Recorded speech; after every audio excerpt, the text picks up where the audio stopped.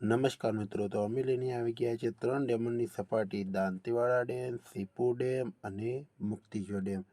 તો 3 ડેમોમાં સપાટીમાં થયો છે ફેરફાર. તો વાત કરીએ દાંતીવાડા ડેમની પહેલી આવકની, તો દાંતીવાડા ડેમમાં 529 ક્યુસેક પાણીની આવક ચાલુ છે. અને સપાટીની વાત કરીએ તો 575ની સપાટી પાણી પહોંચી ગયું છે.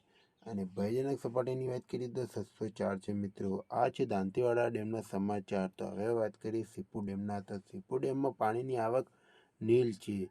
અને સપાટીની વાત કરીએ તો 580.77ની સપાટી પાણી પહોંચી ગયું છે. અને ભયજનક સપાટીની વાત કરીએ તો 611 છે. મિત્રો, આ છે સીપુ ડેમના સમાચાર.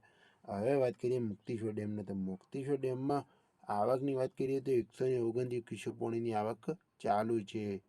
અને વાત કરીએ સપાટીની, તો સપાટીની વાત કરીએ તો 657.72ની સપાટી પાણી પહોંચી ગયું છે.